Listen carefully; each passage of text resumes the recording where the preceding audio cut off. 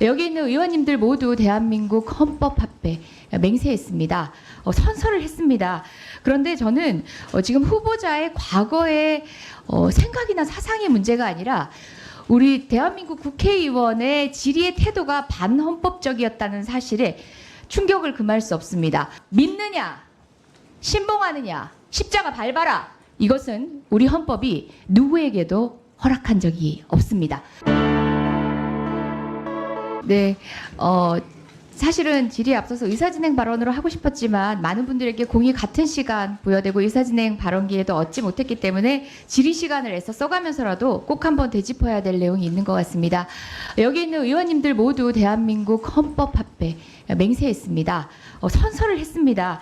그런데 저는 지금 후보자의 과거의 생각이나 사상의 문제가 아니라 우리 대한민국 국회의원의 질의의 태도가 반헌법적이었다는 사실에 충격을 금할 수 없습니다. 저는 법조인으로 변호사로 일을 했었고 무엇보다 헌법에 예민하고 헌법에 민감한 특히 표현의 자유 영역에 있어서 대한민국 헌법 질서가 어디서부터 어디까지 허락되는지를 명확하게 알고 있는 전문가 중에 전문가라고 자부합니다.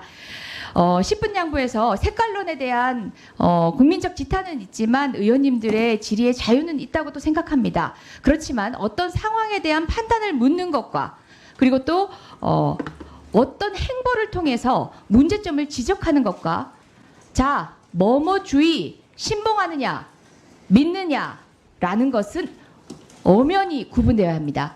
전자는 헌법적으로 위배되는 질의가 아닙니다. 그러나 믿느냐, 신봉하느냐, 십자가 밟아라. 이것은 우리 헌법이 누구에게도 허락한 적이 없습니다.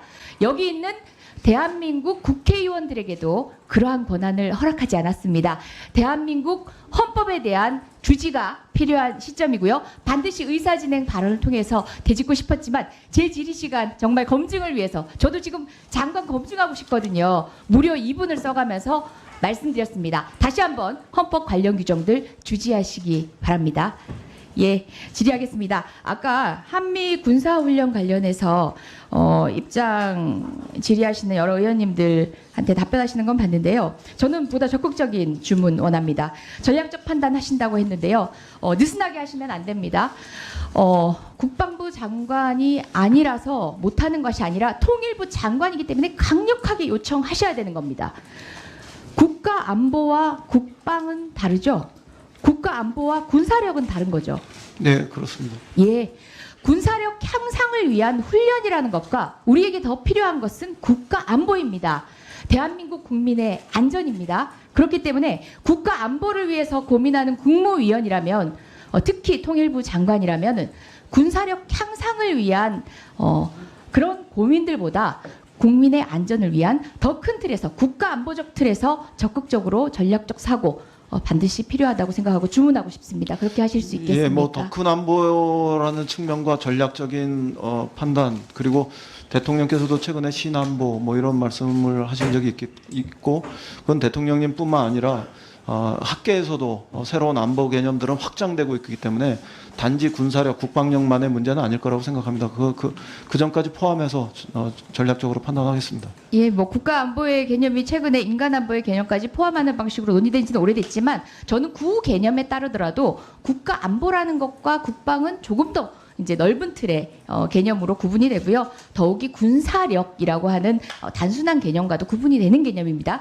전통적 개념에 의해서도 국가 안보는 보다 고차원적인 판단이 필요하고 특히 여기 계신 통일부 장관님의 역할이 아주 중요합니다. 기대하겠습니다. 예, 지금 코로나 상황 때문에 대한민국도 힘들지만 북한 상황도 녹록치 않다라고 짐작만 하고 있는 상황입니다. 네. 후보자님 어떻게 인식하고 계십니까?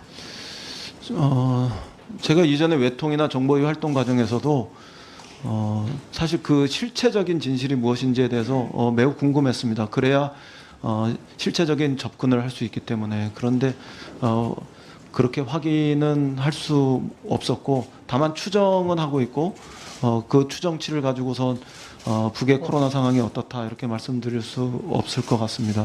예, 그러나 뭐 열어놓고 생각하면 코로나19가 특정 지역이라고 예외는 아니기 때문에 남북 간의 코로나19와 관련한 협력 이런 것들은 꼭 필요하지 않나 그렇게 생각하고 이 점과 관련해서 평양이 보다 좀 전향적으로 코로나19 협력을 하는 과정으로 나왔으면 좋겠다 이렇게 생각은 하고 있습니다.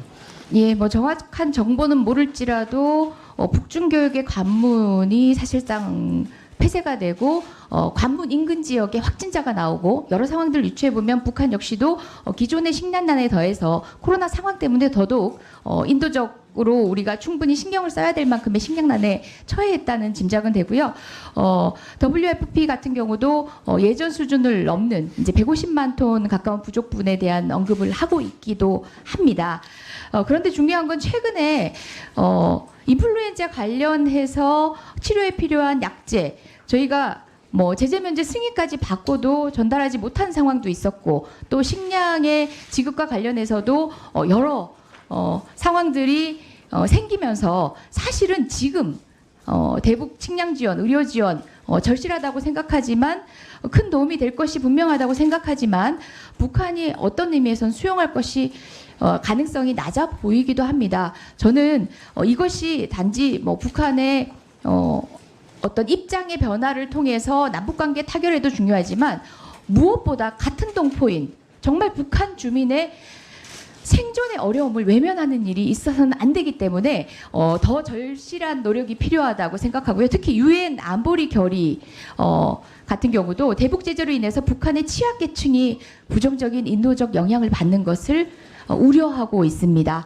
그런 의미에서 이런 수용 가능, 북한의 수용 가능성이 낮은 상황에서 이를 타개할 수 있는 실질적이고 실효적인 후보자만의 방안 고민들 있습니까? 최근은 제가 오기 전에도 우리 정부의 방향이 이런 타미플루나 식량 이런 등등과 관련해서 조금 더 적극적으로 집행했으면 하는 했었어야 하는데 이런 생각들을 하는 기류들은 있었지 않습니까? 그리고 시민사회 쪽에서 그건 보다 분명하게 즉각적으로 했어야 한다 이런 비판들도 있었고요. 저는 그 견해에 동의합니다. 식량 문제나 이런 의료, 의학 이런 것과 관련한 지원에 대해서는 정말 망설임 없이 해야 된다고 생각하고 경우에 따라서는 조금 안 된 표현입니다만 이렇게 째째하지 말고 통 크게 했어야 한다 이렇게 생각합니다.